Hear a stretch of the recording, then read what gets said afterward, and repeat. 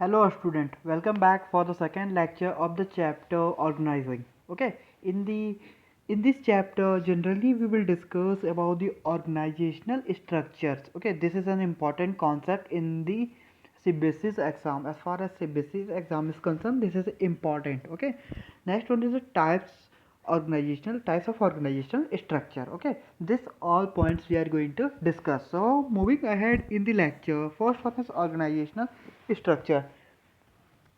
It seeks to establish a relation among all the persons working in the organization under the organizational structure. Various posts are created to perform different activities for attainment of the activities of the enterprises.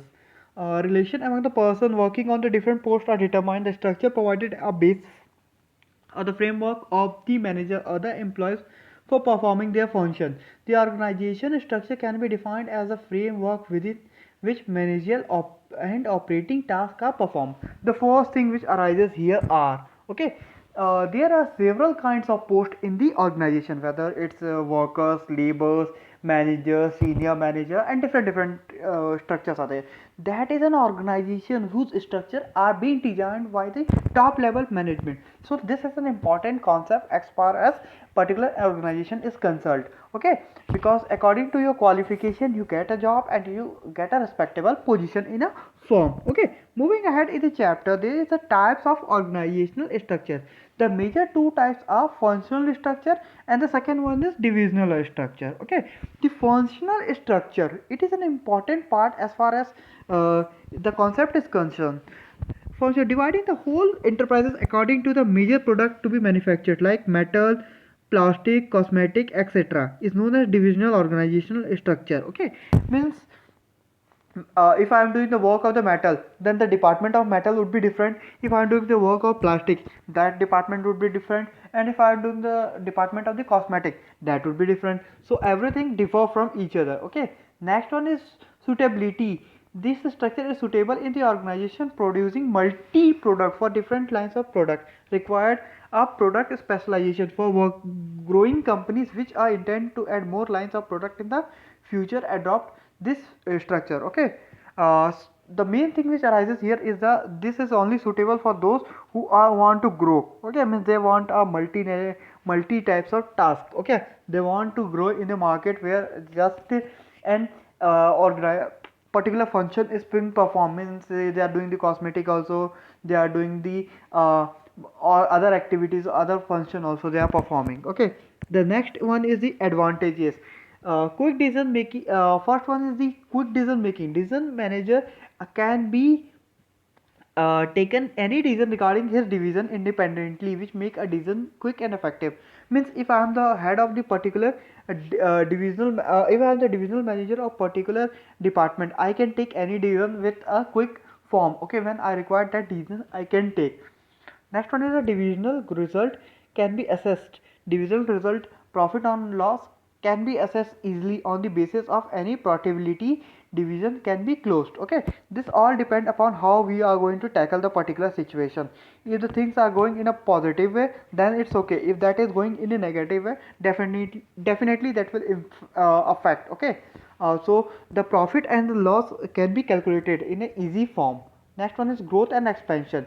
It facilitates uh, it facilitates a growth and expansion. A new division can be added without disturbing the existing department. Okay, so the next and the foremost thing coming is that it particularly the facility of growth and expansion in the new division can be added. Okay, the means if I want to grow a big firm, I can add this particular function. Okay, now moving ahead with the disadvantage. Everything has a positive as well as negative effect. So disadvantage, conflict among the different division of the allocation of the resource. There might be a conflict between the two departments, that department is doing less work, we are doing more work, but the salary wages are the same for both the department. That is a conflict. Duplicity of work. Entire set of function is required for all division. To it gives rise to a duplicity of effort among the division and increases the cost. Means duplicity means one time you have checked how many products are there, then the second time also it has been checked. So there is a wastage of time and wastage of money is also involved. Next one is about the selfish attitude. Every division tries to display better performance and sometimes even at the cost of other division. This shows the selfish attitude, means they are selfish regarding the particular agenda. Okay, everything is selfish regarding the matter. Okay, so this is an important concept as far as disadvantage is concerned. Okay, now moving ahead in the particularly in the divisional organizational structure. Okay, dividing the whole enterprises according to the major product to be manufactured.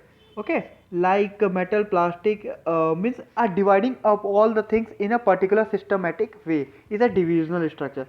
This structure is suitable in organization producing multi. Same is the case with the as is the function. Same is the case with the divisional as well. Okay, now these are important concepts as far as the particular thing is concerned. Okay, so there is a quick decision making. Divisional manager can take any decision regarding any division independently, means any decision he can take it in a better and organized form. So the everything which has to be done is a systematic way. Okay, the way of performing particular job is in the curiosity. Okay, next one is the product specialization. All the activity related to one type of product are grouped under one department only, which bring integration and coordination in the activities. Okay, next one is the fast department part decision making, means the same is the case. Quick decision making will be coming into existence. Accountability. In this type of structure, the performance of an individual department can easily be assessed. You can hold a department accountable and not accomplish the objective. This all thing includes a particular expansion and growth of a particular enterprises. This all add a star mark to a particular enterprises. Now moving ahead to a disadvantages.